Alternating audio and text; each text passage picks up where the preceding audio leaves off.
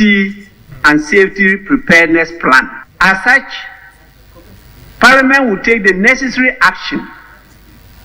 to inquire into the matter and make recommendations for the protection of property and lives living along the Volta River and Lake and other settlements along riverbeds. Honorable members, this is a national assignment,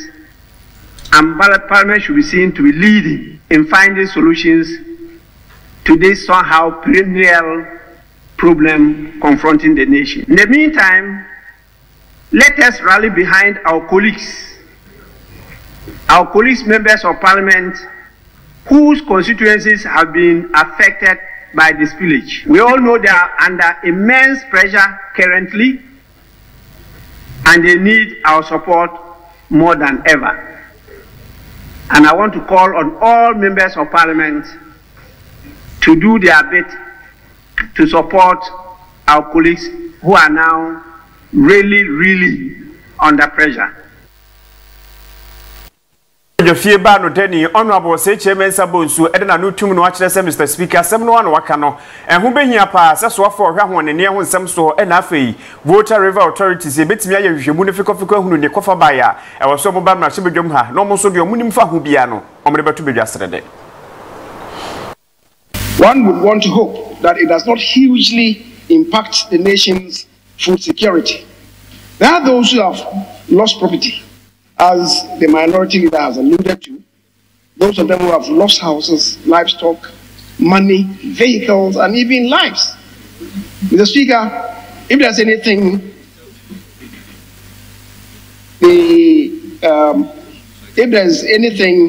that the Parliament of this country, the people's representatives, could do to demonstrate our concern, let us rise to the occasion. In this regard, Mr. Speaker, the House may have to invite the VRA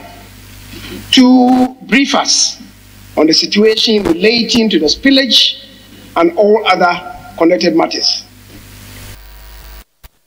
Edom kuma ewo mrasebedwani ebmrasebedwafie ba no dani honorable Kaseɛ Latoforsen enso de na no tumu kire se ensuo no atimi baaye no omo akasa dwene ho krempo a enya de omote ase sanse japade ne akra ne sabre baabi a ebi ne nam no akwa yare ho sempa nanso asaban no hye dantu ana mo bi ebetimi aboa ama safo ekrempo masetirem betimi awie paya eno no omose omobo endwoso. 2 weeks, Mr. Speaker, we have witnessed arguably the biggest man-made disaster to ever befall our nation. I am referring to the devastation caused by the spillage of the Akotombo Dam by the Volta River Authority. Mr. Speaker, as Minority Caucus, our hearts bleed for all the victims of this man-made disaster, which has rendered several thousands of people homeless and swept away farms, destroyed livelihood of many people in parts of Oti region, Volta region, Eastern region, Greater Accra region, Bono East, Savannah, and Northern regions. Mr. Speaker, the affected communities and regions have yet to recover from the aftermath of this disaster. The conduct of both the government and the Volta River Authority in terms of leading a coordinated emergency response and disaster relief efforts leaves much to be desired. Right Honorable Speaker, I conclude by saying that we hereby serve notice that we will present a motion to demand a parliamentary inquiry into the circumstances that led to a man-made disaster of such magnitude. Yeda so agina man Ghana mrahebedwafie na ndrada said ye yepentem ne yakwa akodi bronya ni ntie ne mrahebedwamu nsem gu omani papa na ye firi bronya ne ba na 2024 ene asimu ne de bebia no e wo se edi ekokromoti kokoto aba e wo 2024 na wie ye December mu e ba ne sa no na batro komisa ene omo ho akere wo mo enu nti wo mo de hyehyeye e de akwa akogu mrahebedwafie a wo hweso betimi agiatum na ni nyina mu no ene eguan abatro mpesua so matimi ate e de aka ho se de be ya na nsentem ene de ba monte so a percent kwa moto aba edi mrahebedwani nanso ni nyina mu no na mrahebedwamu anyi ntumu nti abatro komisa no entimi amomantu bi no na no na honorable say chairman sabonsu ekokenkaye mrahebedwamu dwumadie no odi tu dwakirem se an de abatro komisa no de abanie etie ne sabre Mr Speaker Musomwe. Today the agenda for today has been amended by bringing forward the the representation of the People Parliamentary Constituencies Amendment Instrument 2023 has been lifted from tomorrow Wednesday to today. So that amends the program for today. The Speaker having said that, I beg to submit. Nenu achire no ena Mr. Speaker enso ba omodi ti asem no se eni abato commission na se committee a ya pa so mo no mo hwe na eni abato ho nsem mo ntreta so e wo mrahye bedwafie mu ha eni mo so sabre de mo nkonkotena so na muni so ano baba ye na de besie no mo famra mrahye bedwamfam bedwasre de na ye nyina ye ntimentena so ne yentoso ntonto ne de besie no yensensanse mfam o my Ghana wo bra mrahye bedwamu eto e de ama committee no so sei ene koye of the People Parliamentary Constituencies Amendment Instrument 2023. Honorable members, the representation of the People Parliamentary Constituencies Amendment Instrument 2023 is referred to the Committee on Subsidiary Legislation for consideration and report to the House. This is the instrument that is likely to save this House and forgive us for the cardinal sin that we are said to have committed. It deals with the issue of the SAP, and a number of them have now come up for consideration by the House.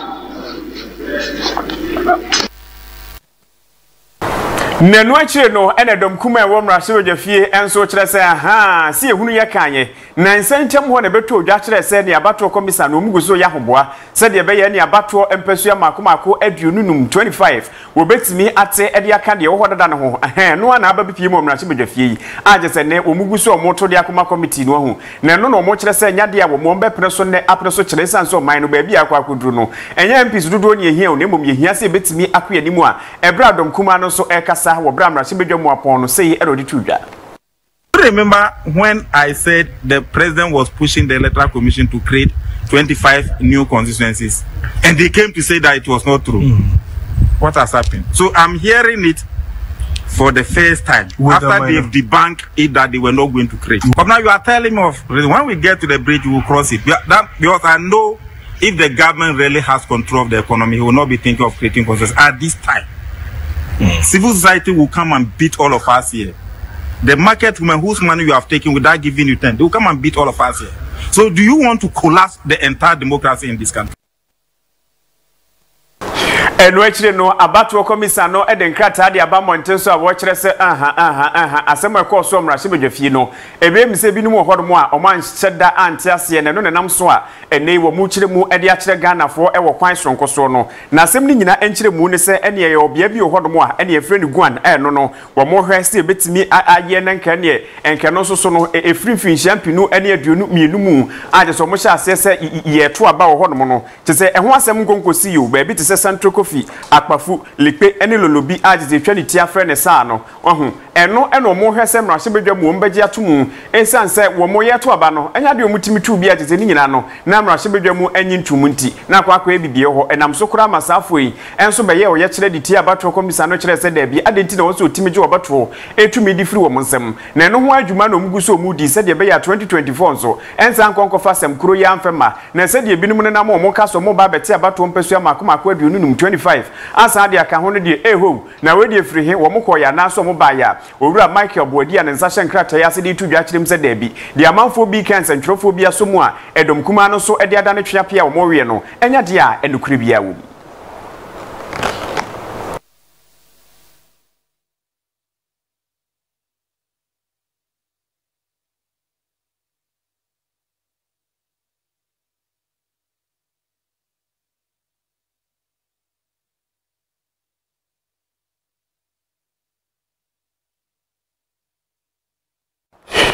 Yankuyanim ewonsem no eso na yakuyanim dia na je Germany ukopie mu hodmo a na je chancellor ba ko a owo wode nani aba be pie mu wei eye nafua mienu ensra hwe ene ode aba o man Ghana mu ne ndrada ene ukopie mu ewo mampani na tena ya Jubilee House ene omo twetwe nkomo ne no ena Ghana mampani Excellency na nado danko akufo adro ede tu dwa kirem se sabre ya oba be pie mu ha ye eba beboa amanyonkofa papa bi a eda German aban no na afi Ghana entemo no emu atimi ayere pampe pa anya sem ketwa na nyina mu no na ohwe kwan si betimi aka ho de abomu na ya hwe si betimi atumpon ewo nwuma mu na afi omunso mu sika ompese omdu omusika ne bia nwuma no o dane wani dia kire ba bia na hefa na wo dane wani dia kire my Ghana esansa ha de asumdwe bua ya no ho firi tete anya sem ketwa ne ba mabunu so mo hode mo adwuma ya o ebi wa hanom pa aje so mbenya bi enti eba na sa no a na obi ade dani akire mu ewa ha wode tudwa kire mu se kwanye befa so na nipa bonefo a ene wodi amim ewa mamu ye betu omase enya sem ketwa wo kire se nke be ya nke Germany aban no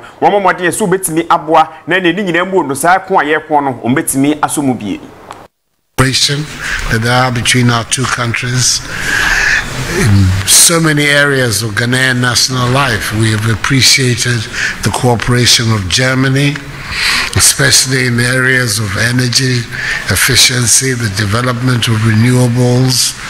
and the development of our transmission infrastructure. These are areas where we've been benefited greatly from German technology and assistance, as again under the G20 compact with Africa has been also a very beneficial and valuable source of cooperation between our two countries. And indeed, I intend to be in Berlin in the latter part of this of November for the conference that Chancellor Scholz is organizing over the compact with Africa. We had an opportunity in our meeting to discuss,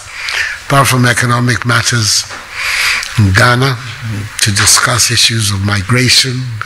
to discuss problems to do with the instability in parts of West Africa and the Sahelian region, the coup d'etats that have engulfed at least 4 of the states of West Africa, and shared very common views as to how we're looking at the future and how we can work together to restore democracy to these countries and strengthen democratic development in West Africa as a whole. We're looking forward to working together to promote the reform of the United Nations, especially of its Security Council. Ghana Statistical Service enso de nkrata de aba monten so a wo kire mu se oman Ghana enipa ne be opepe ba ko ne akiri po enan ena afei ewo enipa no be ye ohanan ne akiri e de ko na tsesabri ensu obenom ene ba bi obeje omnan e ho ayeten ehwe enkontebo so e wo my Ghana mu eyeye afimpimienu ne duonu baako mu ene nei no mo kyerese obepie mu e wo my Ghana mu a efie awodo a eye 1.4 million ene wo nkro akese mu a ensuo ho sam edene edema wo wonsam awodo de tuja ana wo kyerem sa enipa eye 89,922 ana obepie mu e wo my Ghana mu a gisoma nante beye sema aduasa ansa na matimi anya ensukrogen anom woto so ekyerem sa efie awodo beye 112,031 ane wo nkra kese mu a ensuo mu de dwuma no eyensu a enhyeda enkoyie wo nwemo de beto dwa ana wo kyerem se atifi epoye mantam no eye mantam a eho ana nipa pinu a ewo a ensuo mu de dwuma no eye ensu a enye nsukrogen wosan so to aso se enipa beye million fa eye 449,849 ana eni ejanan bia wei anam so amamu jomunan ewo montene so enipa 1.3 million ejomonai ewo amansan ejanan biaso efia esomo ha mu chichemu eduonum enai ene jomonai ewo montere so ewo etifri epoye mantam no emu sanso anefia hodo a esomo ha mu chichemu eduonum baako ene echipo enkono ane jomonai ewo montere so ewo savana mantam no mu kuma wamra shebejwa fie so edenkrata de aba monten so anase NDC amanyoko ne denkrata de aba monten so a wo kire mu se oru atubu ahen sabre special prosecutor ne nsem a wode enkrata red pen asan ase kire se o de adu ne de nhwemu ne hwa na odi besti no enyade a yagitum a ebeye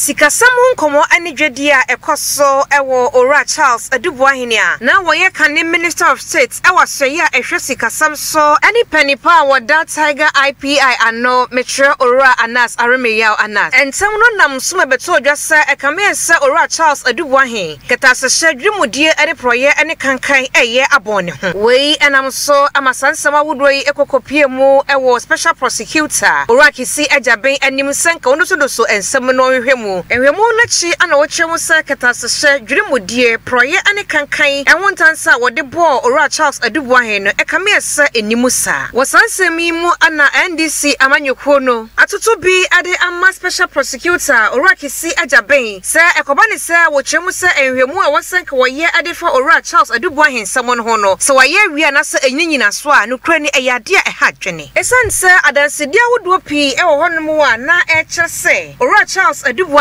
na woje adamudi a eno eye ohamu chichemu aduonu ewo sikasamu dwedi a na ekoso ewo one Anas Aremeyao Anas ntem enti se kobane se Ora Kisi Ejaben ekyeremu se Ora Charles Adubuahene enifa na eyade a wo mu NDC amanyoko no mugitum a enye yi Afe yenko wie Kaseɛ no ewo South Africa and Afe Ghana manu mienum nyina na yegina na nyina ne sɛ ne okopiem ewo South Africa manu a enyasem ketwa da no ada kwasi ada ewo bra Pentecost asafo atwahye mu a mo ya sɔre ewo South Africa manu ewo na nipa bonfo a ene wodi amim ebo adiwuru aso dem ho ene oje wo ho ne manyina na wo hwe video no ene nkwada wo mo trem mu sɔfo pɔmpa mu pɔn na yaka no ede atofo mu agese ne yi ho ne manyina fa bra agese kokɔ ya ro sempa enam so ema Ghana ban atena ye wo ho ede nkrata aba monten so a wo kyire mu so behwe etu ana mo bi esefata se de be ya se nipa bɔnefo yi ye betimi etu on so sa na ne Ghana de hye ho nso obetimi afo ho adidi mu a konkoba ne se wo bia ho beka na deken ba ko wo msa brede enipa bonfo no afa ne no mu a omuguso o mo hwe ne kira kwan ne no ena embassy no de tudwa kire se ni nyina mbu no wode wani edi akire ba bi ode na akwa akohye no wo behwe so betimi aboa Pentecost asafo no ede nkrata de aba monten so ne fan wo man Ghana mu a yewura Eric nyameche eda no ede aba batudwa kire se sa brede ene wode nafu amiensa eba besi wa wo hyase ede afiri wo kina da dua yi November bosom ne de toso mienu na wode abompaye edi mpaye pa edi amene dekne ayakede na apeno na yenim ba bi kura wakwa akohye se de ne wo famu ni nyina mu no wabompaye edi ama no sansa tworo kronkron ni mu no ene Paul ni Silas ewo mukoko da afiase bi mu gina bompaye de mon papa na no wo kire se sampai boye ene bekoso wo be streaming live ewo Facebook amobi anso atimi enya biahwa ni nyina mu no wode atudwa eno ene de ekoso ne bra ene nipa bonfo yi ebodi ru Pentecost asafo ne fa ewo South Africa no eho eyi kire kakre ba ye no sei ne nete